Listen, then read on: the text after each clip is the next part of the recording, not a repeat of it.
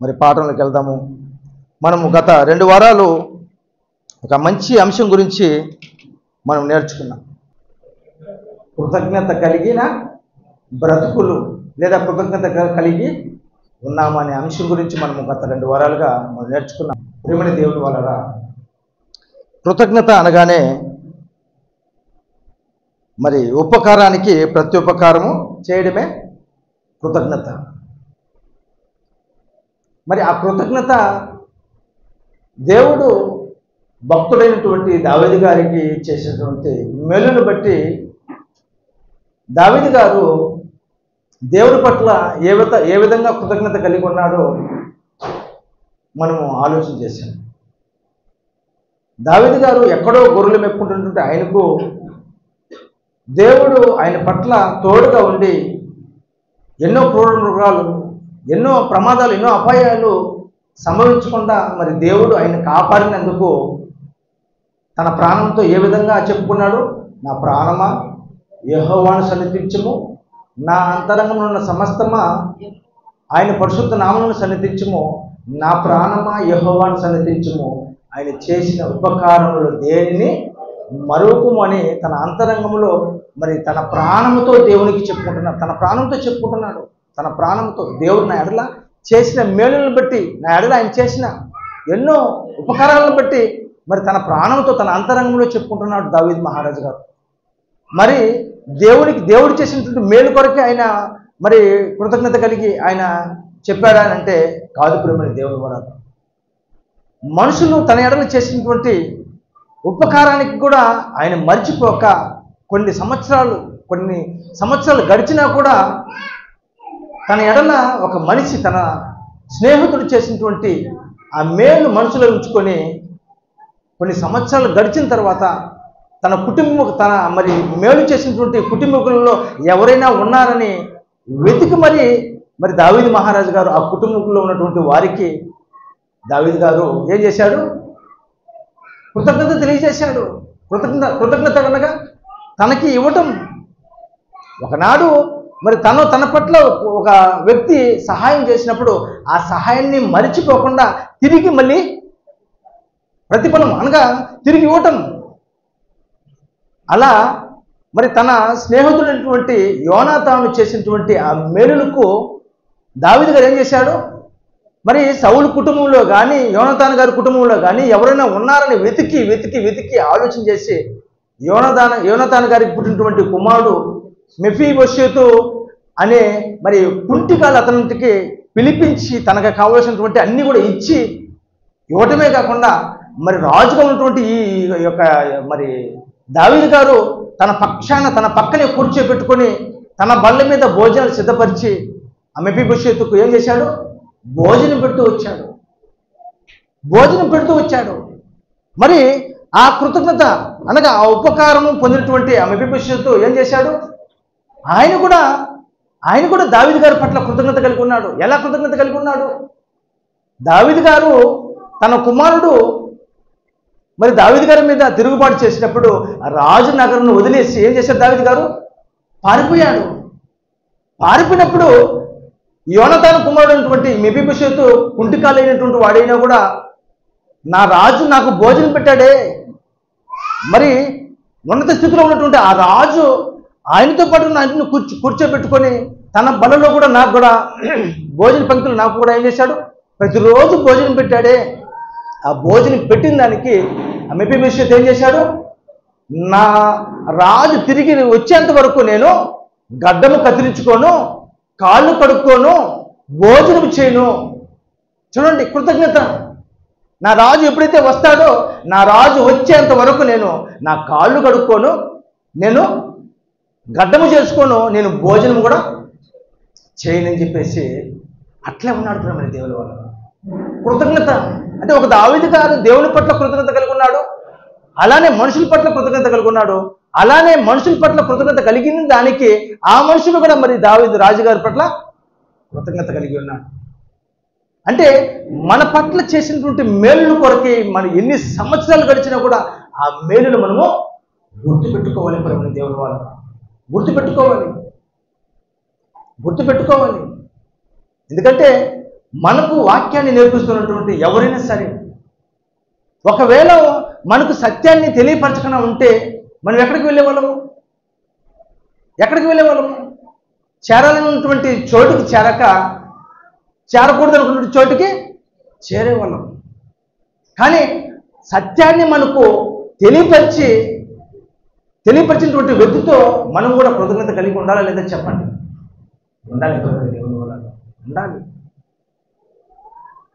రాజు స్థానానికి చేరుకోవడానికి ఒక వ్యక్తి చేసినటువంటి సహాయాన్ని బట్టి కొన్ని సంవత్సరాలు గడిచిన తర్వాత తన రాజుగా మరి సింహాసనం మీద కూర్చున్న తర్వాత తను ఆలోచన చేశాడు, నేను ఈ స్థితికి రావడానికి, ఈ పరిస్థితుల్లో నేను ఉండటానికి నాకు కారణం ఎవరు చేశారు నాకు సహాయం అనేది ఆలోచన చేసుకొని ఆ విషయాన్ని తన మనసులో ఉంచుకొని మరి ఆలోచన కలిగి ఉన్నాడే ప్రియమైన దేవుడు. కొన్ని సంవత్సరాలు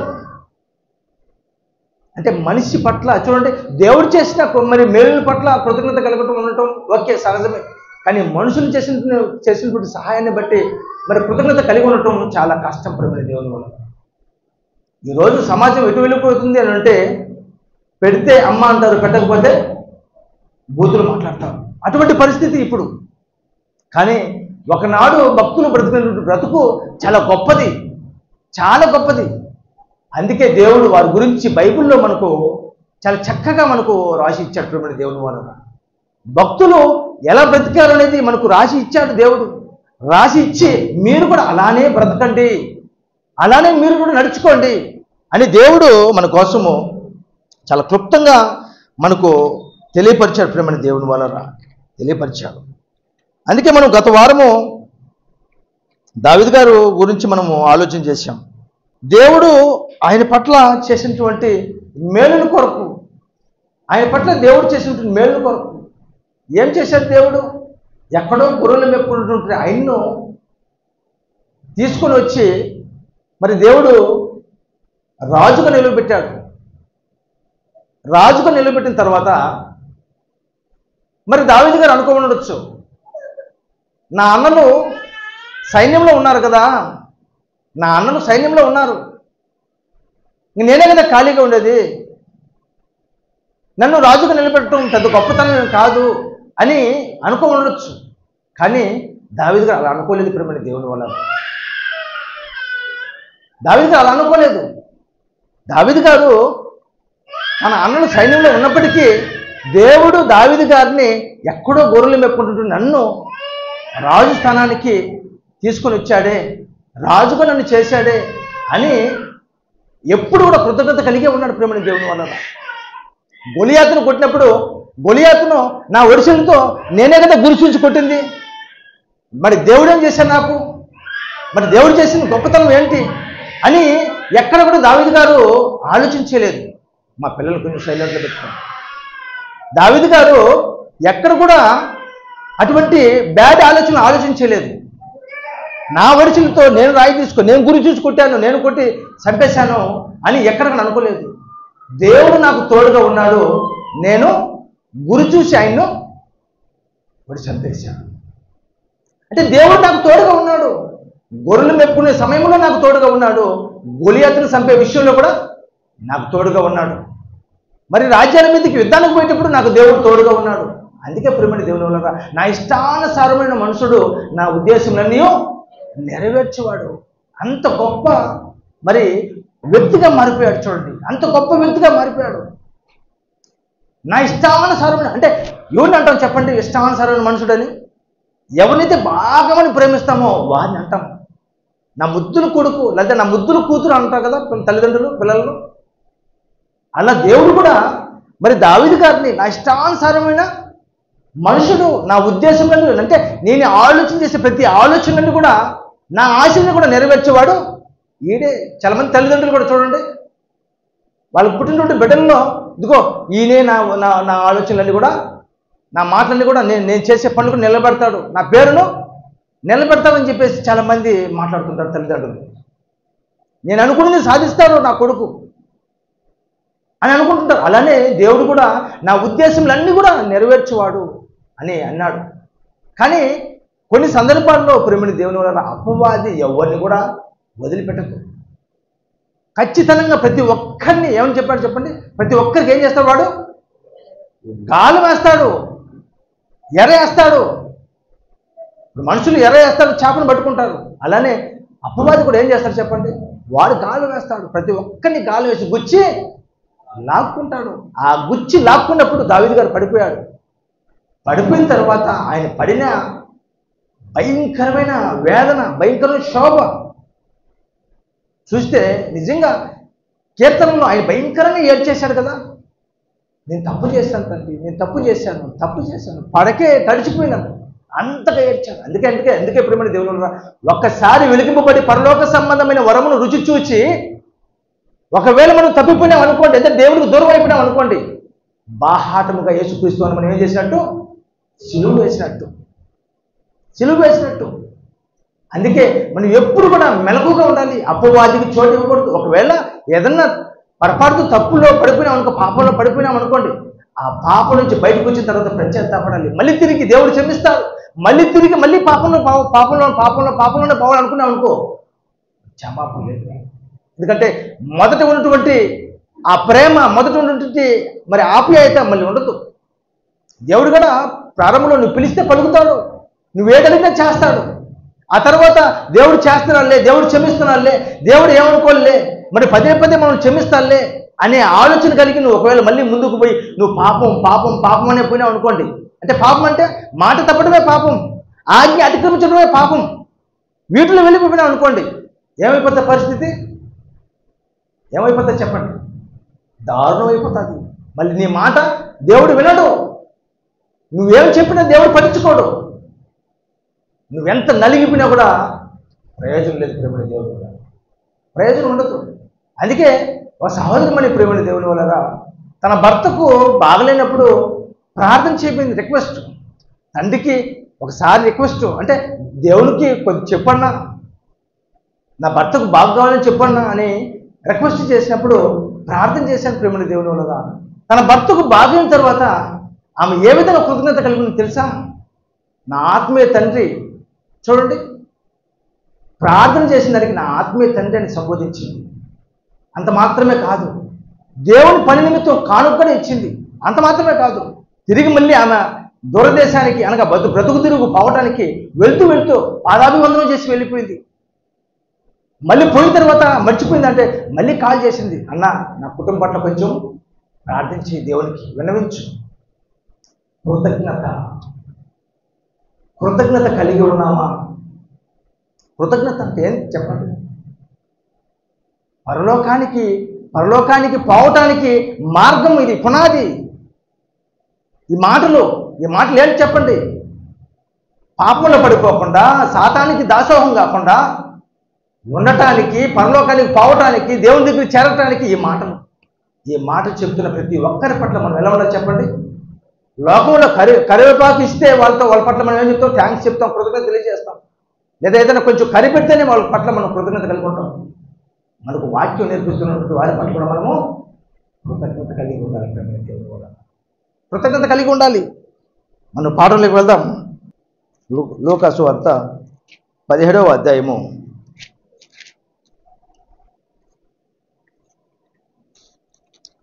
15వ వచనం. లూకాసు వార్త 17వ అధ్యాయము 15వ వచనం. వారిలో ఒకడు తనకు స్వస్థత కలుగుట చూచి గొప్ప శబ్దముతో దేవుని మహిమపరచుచు తిరిగి వచ్చి ఆయనకు కృతజ్ఞతాస్తుతులు చెల్లించచ్చు ఆయన పాదముల యొద్ద సాగిలపడెను. అంటే ఇక్కడ కుష్ఠరోగుల గురించి మనం గత వారం తెలుసుకున్నాం. కుష్ఠరోగులు 10 మంది కుష్ఠరోగులు ఉన్నారు. చాలా కాలంగా ఆ బాధను, ఆ వేదనను తట్టుకోలేక దేవుడు ఉంటే మాకు బాగు చేయడా, దేవుడు ఆన్నాడు, దేవుడు ఎక్కడున్నాడు అని చెప్పి అనుకొని దేవుడు ఉంటే మాకు బాగు చేయడని చెప్పి అనుకుంటున్న సమయంలో యేసుక్రీస్తు వారు వచ్చి వారి కుష్ఠరోగాన్ని తీసివేసినప్పుడు వారందరూ కూడా ఇంటికి వెళ్ళిపోతారు. ఇంటికి వెళ్ళిపోయిన తర్వాత మళ్ళీ ఆ 10 మందిలో ఎంతమంది వస్తాడంటే ఒక్కడు మాత్రమే వస్తాడు. సమరయుడు మాత్రమే తిరిగి వస్తాడు. ఒక్కడు. ఎందుకు వచ్చాడు ఆయన? కొన్ని సంవత్సరాలుగా మేము ఈ కుష్ఠ రోగంతో బాధపడుతున్నామే, ఈ వేదన అనుభవిస్తున్నామే, మరి అనిపిస్తున్నటువంటి మాకు ఈ రోగం నుంచి మాకు విముక్తి కలిగించాడే. అందును బట్టి నేను దేవునికి కృతజ్ఞతలు తెలియచేయాలని చెప్పేసి వచ్చి ఏం చేశాడంట, దగ్గరగా అరిచాడంట. చూడండి, వారిలో ఒకడు తనకు స్వస్థత కలుగుట చూచి గొప్ప శబ్దంతో దేవునిని మహింపరచును. చూడండి, ఏదైనా ఒక రోగం వచ్చినప్పుడు ఆ రోగం బాగా, తండ్రి మీకు వందనాలు, నా రోగం నుంచి నన్ను విముక్తి కలిగించావు, నన్ను బాగు చేశావు. అలా కృతజ్ఞత కలిగి ఉండాలి ప్రేమ దేవుని. అటువంటి స్వభావం మనలో ఉండాలి. ఏదైనా ఒక రోగం చేస్తేనే కాదు, లేదా ఆహారం లేదు, నేను ఏదన్నా కొంచెం మంచిగా ఏదైనా భోజనం తిన్నాను అనుకోండి, మంచిగా భోజనం అంటే ఏంటి మంచి భోజనం? బిర్యానీ అనుకోండి ఉదాహరణకు. మంచిగా బిర్యానీ తిన్నాం అనుకోండి, ఆ బిర్యానీ తినేటప్పుడే నేను ఈ బిర్యానీ తింటున్నానే, ఎంతోమందికి ఈ బిర్యానీ లేదే అని నిజంగా కొన్ని సందర్భాల్లో ఆ భోజనం తింటూ నా కన్నీళ్ళు పడతాయి ప్రేమ దేవుడు. మంచి ఆహారం ఇచ్చేవు తండ్రి, మంచి ఆరోగ్యాన్ని ఇచ్చేవు తండ్రి, మమ్మల్ని ప్రతి క్షణం మమ్మల్ని కాపాడుతున్నావు తండ్రి, మీకు వందనాలైనా. మన మనసులో మనం దేవుడిని మనం కృతజ్ఞత తెలియచేయాలి. ఎంతోమంది ఎన్నో ఇబ్బందులు పడుతున్నారు, ఎన్నో ప్రమాదాలు ఉన్నారు, ఎన్నో ఆపదలు ఉన్నారు, ఎన్నో కష్టాలు ఉన్నారు. కానీ మాకు మాత్రము చాలా చక్కగా మమ్మల్ని కాపాడుతున్నావు తండ్రి, ప్రతి విషయంలో కూడా మమ్మల్ని కాపాడుతుంది అని ప్రతి క్షణం మనం కృతజ్ఞత కలిగి ఉండాలి దేవుడు. ప్రతి క్షణం కృతజ్ఞత కలిగి ఉండాలి. అందుకే ఈ సమరయుడు అయినటువంటి ఇతను కుష్ఠరోగం బాగైన దానికి చూడండి, ఆ 10 మందిలో 9 మంది ఆ చేసేసాలే అయిపోయింది, మనకు అవసరం తీరిపోయింది, మనమేది మళ్ళీ పోయి చెప్పేది అతనికి అనుకొని కృతజ్ఞత లేని వారుగా వాళ్ళు రాలేకపోయారు. కానీ ఈ వ్యక్తి కొన్ని సంవత్సరాలుగా ఈ కుష్ఠరోగంతో బాధపడుతున్నానే, మమ్మల్ని దేవుడు బాగు చేశాడే, తన పట్ల మేము కృతజ్ఞత తెలియచేయాలని చెప్పేసి వచ్చి దగ్గరగా కేకలు వేసేసాడు. చూడండి, అదే కృతజ్ఞత తెలియజేయటం ప్రేమ దేవుని వల్ల, అదే కృతజ్ఞత తెలియజేయటం. అలానే మరొక మాట మనం చూడగలిగితే రోమాపత్రిక 1వ అధ్యాయము 21వ వచనం, మరియు వారు దేవుని ఎరిగియు ఆయనను దేవునిగా మహిమపరచలేదు, కృతజ్ఞతాస్తుతులు చెల్లింపును లేదు, గాని తమ వాదముల యందు వ్యర్థులైరి అంటున్నాడు. ఉదాహరణకు ప్రేమ దేవుని వల్ల ఇజ్రాయేల్ ప్రజలు ఐగుప్తు దేశం నుంచి కానానుకు బయలుదేరినప్పుడు దేవుడు వారికి మరి ఇజ్రాయేల్ ప్రజలకు ఎర్ర సముద్రం అడ్డు వస్తుంది. అడ్డు వచ్చినప్పుడు దేవుడు ఏం చేశాడు, వారిని ఆ ఎర్ర సముద్రం 2 పాయలుగా చేసి వారిని ఆ ఎర్ర సముద్రంను దాటించేస్తాడు. దాటించేసిన తర్వాత వారికి నీళ్లు కావాలంటే నీళ్ళు ఇచ్చాడు, మాంసం కావాలంటే మాంసం ఇచ్చాడు, ఆహారం కావాలంటే ఆహారం ఇచ్చాడు. వాళ్ళకి అన్ని విధాలా వాళ్ళని పోషిస్తున్నాడు దేవుడు. ఎందుకు? వాళ్ళని ప్రేమించి. అప్పుడు ఒక సందర్భంలో దేవుడు మోషే గారిని సీనాయి పర్వతం మీదకి పిలిచినప్పుడు సీనాయి పర్వతం మీదకి ఈయన మోషే గారు వెళ్తాడు. ఎందుకు? 10 ఆజ్ఞల కొరకు. ఆ సమయంలో ఇక్కడ ఉన్నటువంటి ప్రజలు ఏం చేస్తారు చెప్పండి? అహరోన్తో ఏం చెప్తారు వీళ్ళు? మాకు దేవత కావాలి, ఇలా కొంచెం ఉన్న కృతజ్ఞత ఉండదు చెప్పండి. మరే ఆ బానిసత్వం నుంచి మమ్మల్ని కానాను దేశానికి అనగా పాలు తేళ్లు ప్రవహించే దేశానికి మమ్మల్ని తీసుకుపోతున్నాడు దేవుడు. మరి తీసుకుపోయే విషయంలో మరి ఆ ఫరో ఎన్నో కష్టాలు పెట్టాడు, ఎన్నో ఇబ్బందులు పెట్టాడు, ఎన్నో బాధలు పెట్టాడు, ఎన్నో అద్భుత కార్యాలు చేసి అక్కడి నుంచి మమ్మల్ని తీసుకొని వచ్చేటప్పుడు మళ్ళీ ఎర్ర సముద్రం పాయలు అయిపోయింది. ఎర్ర సముద్రం అడ్డు వచ్చినప్పుడు ఆ ఎర్ర సముద్రంలో పాయలు చేసి మమ్మల్ని దాటించేశాడే. దాటించేసిన తర్వాత మాకు చెప్పులు అలగకుండా మమ్మల్ని నడిపించాడే, మాకు భోజనం పెట్టాడే, మాకు మంచి నీళ్ళు ఇచ్చాడే, మంచి ఆహారం ఇచ్చాడే, మంచి మాంసం ఇచ్చాడే అనే ఆలోచన ఉండాలి వాళ్ళకు. మమ్మల్ని పిలుచుకొని ఇచ్చినాడు, ఆయన బాధ్యత అని మాకు భోజనం పెట్టాడు. ఆయన పిలుచుకొని వచ్చాడు, ఆయన బాధ్యత మాకు ఆహారం పెట్టాడు, మాకు మాంసం ఇచ్చాడు, మాకు నీళ్ళు ఇచ్చాడు. ఆయన పిలుచుకొచ్చాడు కదా, ఆయన పిలుచుకోకపోతే అని అటువంటి కృతజ్ఞత లేని వారుగా ఉన్నారు ప్రేమ దేవుని వలన. కృతజ్ఞత లేని వారుగా ఉన్నారు. ఆయన మాకు పిలుచుకొచ్చాడు కాబట్టి ఆయన బాధ్యత కాబట్టి ఆయన చేశాడు. మరి కృతజ్ఞత లేని వారుగా ఉన్నారు కాబట్టి మోషే గారు సీనాయి పర్వతం మీదకి పోయినప్పుడు ఇలా ఏం చేశాడు? బంగారం అంతా కూడా పోగు చేసుకొని ఒక దూడం తయారు చేసుకొని దానికి మొక్కాడు. ఎక్కడ కృతజ్ఞత ఉందో చెప్పండి. కృతజ్ఞత లేదు. ఇక్కడ ఏం చెప్తున్నాడు ఈ మాట? ఏం చెప్తున్నాడు? మరియు వారు దేవుని నెరిగియు ఆయనను దేవునిగా మహిమపరచలేదు, కృతజ్ఞతాస్తుతులు చెల్లింపును లేదు, కానీ తమ వాదముల యందు వ్యర్థులు. తమ వాదములు చేశారులే, పెట్టారులే. చాలా మంది సెమినార్కి పోయినప్పుడు కూడా ప్రేమ దేవుని వల్ల కొన్ని మాటలు మాట్లాడుకుంటుంటారు. డబ్బు తీసుకున్నారు, పెట్టారు. మా దగ్గర డబ్బులు తీసుకున్నాడు, మాకు భోజనం పెట్టాడు. వీళ్ళేం పెద్ద మాకేం ఎక్కువ పెట్టలేదు అంటే డబ్బులు తీసుకున్నంత మాత్రాన పని అయిపోతుందా? కాదు. ఆ డబ్బులు తీసుకున్నప్పుడు ఎంత కష్టం చెప్పండి. ఎందుకంటే మన కుటుంబంలో కూడా చాలామంది అక్కడ కష్టపడ్డారు. వంట చేసేగారు కష్టపడ్డారు, మరి కర్రీ చేసేగారు కష్టపడ్డారు, ఎన్నో విధాలుగా మరి పాత్రలు కడిగే కాడ కష్టపడ్డారు. మరి ఎంత కష్టపడితే ఆ భోజనం అనేది మన దగ్గరికి వస్తుంది. కానీ ఇక్కడ ఏం చేస్తారంటే వీళ్ళు కృతజ్ఞతాస్తుతులు చెల్లింపులు లేదు, కానీ తమ వాదముల యందు వాదములు అంటే లేనిపోని మాటలన్నీ మాట్లాడుకొని ఏమైపోయినారు? వాళ్ళు వ్యర్థులైపోయినారంట ప్రేమని దేవుని వల్ల. అంటే కృతజ్ఞత లేని వారుగా అయిపోయారు ప్రేమని దేవుని వల్ల. మరి కృతజ్ఞత లేని వారుగా వాళ్ళ గురించి పౌలు గారు ఏం చెప్తాడో ఒకసారి మనము తిమోతి రాసిన 2వ పత్రిక 3వ అధ్యాయము 2వ వచనం మనం చూడగలిగితే, ఏలైనగా మనుషులు స్వార్థప్రియులు, ధనాపేక్షలు, బెంకములాడువారు, అహంకారులు, దోషకులు, తల్లిదండ్రులకు అవిధేయులు, కృతజ్ఞత లేని వారు ప్రేమని దేవుని వల్ల. మన పట్ల చేసినటువంటి మేలు కొరకు మనం ఏం చేయాలి తెలుసా? కృతజ్ఞత కలిగి ఉండాలి. అందుకే భక్తుడైనటువంటి దావీదు గారు దేవుడు చేసిన మేలు కొరకై మరి దేవుని పట్ల కృతజ్ఞత కలిగి ఉన్నాడు. అలానే మనుషులు చేసినటువంటి మేలు కొరకై కొన్ని సంవత్సరాలు గడిచిన కృతజ్ఞత కలిగి ఉన్నాడు. సమరైనటువంటి ఆ కుష్ఠరోగి ఏం చేశాడు? తనకు రోగం బాగైన దానికి దేవుని దగ్గరికి పరిగెత్తుకుంటూ వచ్చి దగ్గరగా కేకలు వచ్చి కృతజ్ఞత తెలియజేశాడు. దేవుడు నాకు బాగా చేశాడు, కొన్ని సంవత్సరాలుగా నాకు ఈ రోగం ఉన్నప్పటికీ ఆ రోగం నాకు విముక్తి కలిగించాడు. కృతజ్ఞత కలిగి ఉండాలి ప్రేమని దేవుని వల్ల. కృతజ్ఞత కలిగి ఉండాలి. అలానే మరొక విషయాన్ని మనం బైబిల్లో చూడగలిగితే, యేసుక్రీస్తు వారు భూమి మీద ఉన్నటువంటి కాలంలో దేవుని పట్ల ఆయన ఏ విధంగా కృతజ్ఞత కలిగి ఉన్నాడో మనం చూడగలిగితే, యోహాను సువార్త 11వ అధ్యాయము 41వ వచనం మనం చూడగలిగితే, యోహాను సువార్త 11వ అధ్యాయము 41వ వచనం, యేసు కన్నులు పైకెత్తి, తండ్రి నీవు నా మనవి వినునందున నీకు కృతజ్ఞతాస్తుతులు చెల్లించుచున్నాను. అంటే దేవునికి కృతజ్ఞతాస్తుతులు చెల్లిస్తున్నాను ప్రేమని దేవుని వలన. ఏ విషయంలో చెప్పండి?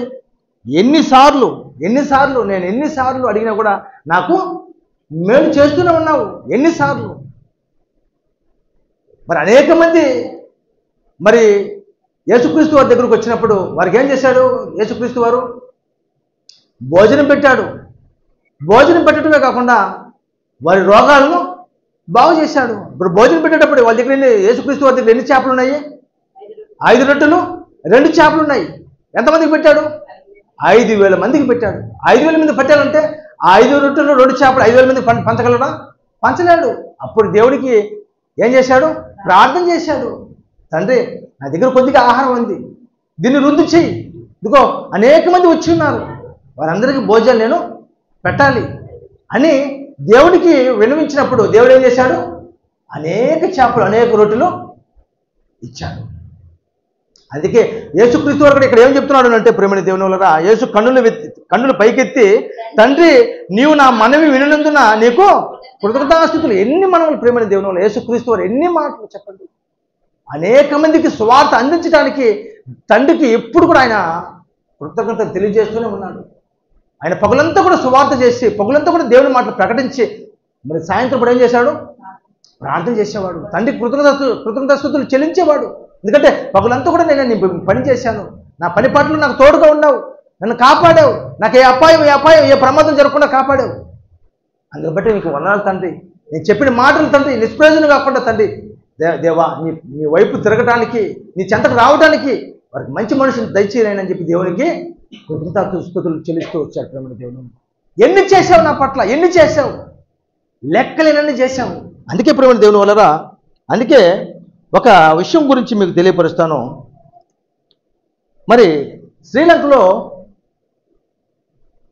ఆయన పేరేం పేరు, ప్రభాకరన్ పిల్లై, తీవ్రవాది అనుకుంటాను. ఆయన దగ్గరికి ఒక విలేకరి వెళ్తాడు. విలేకరు వెళ్ళి, నీవు ఒక చిన్న టీముని తయారు చేసుకున్నావు కదా, మరి ఒక చిన్న టీముగా నీవు ఇంత దేశాన్ని నువ్వు ఏ విధంగా ఎదుర్కొంటున్నావు, ఏ విధంగా వాళ్ళతో ఫైట్ చేయగలుగుతున్నావు, నీ ధైర్యం ఏంటి, నీ పరిస్థితి ఏంటి అని ఒక విలేకరి తనని ప్రశ్నించినప్పుడు మరి ఆ ప్రభాకరన్ పిల్ల ఏమన్నాడు తెలుసా? నేను ఒక మాట చెప్తే నా కోసం ప్రాణం పెట్టడానికి సిద్ధంగా ఉన్నారు అని జవాబిస్తాడు. అప్పుడు వెంటనే ఏం చేస్తారు తెలుసా? ఇతను పిలిపించి, నా కోసం మీరు ప్రాణం పెడతారా అన్నప్పుడు వెంటనే వాళ్ళు ఏం చేస్తారు తెలుసా? వాళ్ళ మెడలో ఉంటుంటే సైలెంట్ వేసుకొని వెంటనే చనిపోతారు. ఏంటి ఎందుకని అలా చెప్పిన వెంటనే ఎందుకు అలా ప్రాణం విడిచేశారు, ఎందుకని చచ్చిపోయారు వాళ్ళు అన్నప్పుడు, నేను ఎంత చేశాను తెలుసా వాళ్ళ ఎడల, వాళ్ళ కుటుంబం పట్ల ఎంత చేశాను తెలుసా, ఎంత చేసినటువంటి నాకు ఈ మాత్రం నా పట్ల చేయన కృతజ్ఞత కలిగి ఉండరా అని ప్రభాకరన్ పిల్లి ఆ విలేకరికి జవాబిస్తాడు.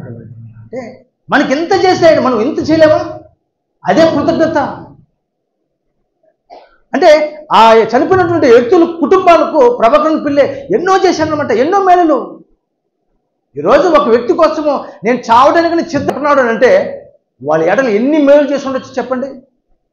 ఒక కుటుంబం పట్ల ఒక వ్యక్తివి ఒక యజమాని దగ్గర పనిచేస్తున్నప్పుడు ఆ యజమాని ఆ కుటుంబం పట్ల ఎన్నో కృతజ్ఞత, ఎన్నో విధాలుగా సహాయపడుతుంటాడు. మరి అన్ని సహాయపడినప్పుడు నేను ఒక్క విషయంలో సహాయపడలేనా, ఆయన అడిగితే నా ప్రాణం పెట్టలేనా? అందుకే యేసుక్రీస్తు వారు కూడా ప్రేమ దేవుని వలన యేసుక్రీస్తు వారు కూడా, దేవుడు నా పట్ల 33.5 సంవత్సరం ఈ భూమి మీద నా పట్ల ఎన్నో చేశాడు, నా పట్ల ఎన్నో అద్భుత కార్యాలు చేశాడు. నేను అడిగినటువంటి చేసేసాడు, నేను అడిగినటువంటి ఇచ్చేశాడు. మరి ఆయన కోసం నేనేం చేయాలి చెప్పండి? నా ప్రాణము అంటే ఇప్పుడు ఇన్ని చేసినా ఒక తండ్రి నా పట్ల, ఇన్ని చేసినా ఒక నా పట్ల నేను నా ప్రాణం పెట్టడానికి కూడా నేను సిద్ధం. ఈ ప్రాణం పెట్టడం చిన్నదే కదా, ఎన్ని చేసావు నా పట్ల. ఒక వ్యక్తి ఒక యజమాని దగ్గర, మరి యజమాని ఎన్నో చూడండి. ఒక దావీదు గారు, ఉదాహరణ దావీదు గారి గురించి మనం ఆలోచించగలిగితే, దావీదు గారు పట్ల తన స్నేహితుడు చేసిన చిన్న సహాయానికి ఆయన ఏం చేశాడు చెప్పండి? ఆయన ఏం చేశాడు? కృతజ్ఞత మనసులో, అంటే ఆ విషయాన్ని మనసులో ఉంచుకొని తన రాజు అయిన తర్వాత తన కుటుంబకుల్లో ఎవరున్నారని చెప్పి వెతికి మరి సహాయం చేశాడు. ఆ సహాయం చేసిన దానికి ఆ విషయాన్ని మనసులో ఉంచుకొని ఆ రాజు మరి రాజనగర్ని విడిచిపెట్టి వెళ్ళిపోయిన తర్వాత ఆ రాజు తిరిగి వచ్చేంత వరకు నేను భోజనం చేయను, నేను కాళ్ళు కడుక్కోను, నేను ఎండుకులు కత్తిరించుకోని చెప్పేసి కృతజ్ఞత కలిగి ఉన్నాడు. అలానే యేసుక్రీస్తు వారు కూడా నా ఎడల తండ్రి ఎన్ని చేశాడు చెప్పండి, ఎన్ని చేశాడు, లెక్కలేనని చేశాడు. మరి అన్ని చేసినటువంటి ఆయనకు నేను చిన్న ప్రాణం పెట్టలేనా? చిన్న ప్రాణమే కదా, నా ప్రాణమైనా పెడతాననే స్థితికి యేసుక్రీస్తు వారు వచ్చాడు. అందుకే ప్రేమ దేవుని వల్ల మన ఎడల ఎవరు ఏది చేసినా కూడా నిజంగా నేను దినాన మంచి వర్షం ఉదయాన్నే నిద్రలేసి నేను డోర్ తీసేటప్పటికి ఒక వ్యక్తి తడుచుకుంటూ వచ్చి వణుకుతున్నప్పుడు నా దగ్గర ఒక టవల్ తీసుకొని వెళ్ళి, సోదరా ఇదిగో తుడుచుకో అని టవల్ ఇచ్చి కుర్చీ వేసి కూర్చో అని చెప్పాను. వెంటనే పర్వాలేదులే అని చెప్పేసి టవల్తో తుడుచుకొని అతను కుర్చీ మీద వచ్చి కూర్చున్నాడు. వెంటనే స్పీడ్గా టీ చేసి ఇచ్చినాను. అంటే వెళ్తూ అన్నా థ్యాంక్స్ అన్నా. ఎందుకు? తన పట్ల మనము చేసిన మేలు. తడుస్తున్నాడు, వణుకుతున్నాడు. ప్రేమని దేవుని వల్ల ఎవరి పట్ల కూడా మనం కృతజ్ఞత కలిగి ఉండాలి. మరి గత బుధవారం మనం మాట్లాడుకున్నాం. కొన్నేళ్ళు చూడండి, ఆయన చేసినటువంటి ధర్మ కార్యాలు దేవుడు చేశాడు. దేవుడు జ్ఞాపకం చేసుకుని ఆయన ఎంత గొప్ప దేవుడు చెప్పండి. ప్రేమని దేవుడు ఆయన నమ్ముకున్నటువంటి మనము, ఆయన కుమారుని ధరించుకున్నటువంటి మనము క్రీస్తులాగా క్రీస్తు తత్వంతో మనం ఉన్నప్పుడు, ఆ ప్రేమ కలుగున్నప్పుడు అద్భుతంగా ఉంటుంది ప్రేమని దేవుడు. అది అందరికీ అర్థం కాదు. అర్థం కాక అపవాది మాయలో పడిపోతున్నారు. ఏదైనా చిన్న మాట అంటేనే పడరు, చిన్న మాట అంటేనే ఒకరి పట్ల ఒకరు మాట్లాడుకోరు, ద్వేషం, అసూయ, కక్షలు పెంచుకుంటారు. కానీ అటువంటి స్వభావం ఎవరిది చెప్పండి? అపవాదిది. అపవాదిది. ఎవరు ఏమన్నా కూడా అంటే అన్నేలే, తిట్టనేలే, కొడితే కొట్టనేలే, పెట్టకపోయినా తిట్టినా ఏమన్నా కూడా మనం ఏం చేయాలి తెలుసా? సహనం కలిగి, ఓర్పు కలిగి ఉండాలి, ప్రేమ కలిగి ఉండాలి. ఆ ప్రేమ అనేది నీలో లేనప్పుడు, ఆ కృతజ్ఞత స్వభావం అనేది నీలో లేనప్పుడు మనం లాభం లేదు ప్రేమ దేవుడు వల్ల. కాబట్టి ఒక దావీదు గారు ఏ విధంగా ఉన్నాడు? కృతజ్ఞత కలిగి ఉన్నాడు. మెఫీబోషెతు ఏ విధంగా ఉన్నాడు? కృతజ్ఞత కలిగి ఉన్నాడు. అలానే మనం కూడా కృతజ్ఞత కలిగి ఉండాలి. యేసుక్రీస్తు వారు చూడండి, ఆయన పట్ల చేసినటువంటి మరి ఎన్నో మేలు కొరకు యేసుక్రీస్తు వారు ఏం చేశాడు? తన ప్రాణమని పెట్టేశాడంట. చివరిగా మాట చూసుకొని ముగించుకుందాం. కొలస్సీ పత్రిక 4వ అధ్యాయం 2వ వచనం. ప్రార్థన యందు నిలకడగా ఉండి కృతజ్ఞత గలవారై దాని యందు మెలకువగా ఉండుడి. ఎలా ఉండాలంట? ప్రార్థన యందు నిలకడగా ఉండి కృతజ్ఞత గలవారై దాని యందు మెలకువగా ఉండుడి అంటున్నారు. చూడండి, దాని యందు మెలకువగా ఉండాలి. ఎందుకంటే దేవుడు మన ఎడలు చేస్తున్నటువంటి మేళ్ళ కొరకు చాలామంది పగులంతా కూడా మన శరీర సంబంధమైన పనిపాట్లలో బాగా నలిగిపోయి సాయంత్రం వచ్చేదానికనే చక్కగా ఉడుకుడుగ్గా స్నానం చేసి ఉడుకుడుగ్గా కొంచెం తినేసి ప్రార్థన కూడా చేసుకోకుండా పడుకుంటాం. ప్రార్థన కూడా చేసుకోకుండా పడుకుంటాం. అంటే ఆ పగులంతా కూడా ఆ పనిపాట్లలో తోడుగా ఉన్నది ఎవరు? మనం కాపాడింది ఎవరు? మనకు అన్ని విధాలు తోడుగా ఉన్నది ఎవరు? ఆ విషయాన్ని మర్చిపోతారు మన దేవుని వల్ల. ఆ విషయాన్ని పక్కన పెట్టేస్తారు. ఎందుకంటే అలసిపోయినాం అనమాట. అలసిపోయినాం. ఈ శరీరం కోసం ఎంతో అలసిపోయాం. కానీ అలసిపోయిన దానికి దేవుడు మనల్ని కాపాడాడే, మనకు ఆరోగ్యం ఇచ్చాడే, మనకు ఆయుష్ ఇచ్చాడే, మనం ఏ ప్రమాదం పడకుండా ఏ అపాయం జరగకుండా కాపాడాడే. మరి ఆయన కాపాడడానికి ఆయన పట్ల మన కృతజ్ఞత తెలియచేయాలి లేదా చెప్పండి? ఖచ్చితంగా కృతజ్ఞత తెలియచేయాలి. ఎన్ని ఉన్నా కూడా వాక్యం ఉందా? ఖచ్చితంగా వాక్యం కోసం పరిగెత్తాలి. అది ఎక్కడైనా బైబిల్ క్లాసా, అది ఆరాధన, లేదా మీటింగా, లేదా లేఖనాల పరిశోధన శ్రద్ధ, ఏ విషయమైనా కూడా పరిగెత్తుకుంటూ పరిగెయాలి. ఎందుకంటే మనం దేవుని పట్ల కృతజ్ఞత కలిగి ఉండాలి. ప్రేమ దేవుని ప్రతి క్షణమును దేవుని పట్ల కృతజ్ఞత కలిగి ఉండాలి. ఒక దావీదు గారు ఏ విధంగా దేవుని పట్ల కృతజ్ఞత కలిగి ఉన్నాడో, ఒక మెఫీబోషెతు ఏ విధంగా మనిషి పట్ల కృతజ్ఞత కలిగి ఉన్నాడో, ఒక యేసుక్రీస్తు వారు దేవుని పట్ల ఏ విధంగా కృతజ్ఞత కలిగి ఉన్నాడో మనం కూడా కృతజ్ఞత కలిగి ఉండాలి. కృతజ్ఞత కలిగి లేకున్నప్పుడు మనం కృతజ్ఞత లేని వారిగానే మనం ఈ లోకం ఎత్తుకు వెళ్ళిపోతాము, దేవునికి దూరం అయిపోతాము. కాబట్టి ప్రేమ దేవుని వలన ప్రార్థన యందు నిలకడగా ఉండి కృతజ్ఞత గలవారై దాని యందు మెలకువగా ఉండాలి. దేవుడికి ఎప్పుడు కూడా మనము కృతజ్ఞత స్తుతులు చెల్లిస్తూ ఆయన మహింపడుతూనే ఉండాలి. కాబట్టి కృతజ్ఞత కలిగి ఉన్నామనే మరి అంశం గురించి మనం చక్కగా మరి మూడు భాగాలుగా మనం నేర్చుకున్నాం. కాబట్టి మనమందరం కూడా ఒకరి పట్ల ఒకరు, మన పట్ల మేలు చేసినా కీడు చేసినా మనం ఒకరి పట్ల ఒకరు కృతజ్ఞత కలిగి కృతజ్ఞత స్వభావం కలిగి మనం అందరం కూడా ఉండాలని నడుచుకోవాలని కోరుకుంటూ నా మాటలు కూర్చున్నాను.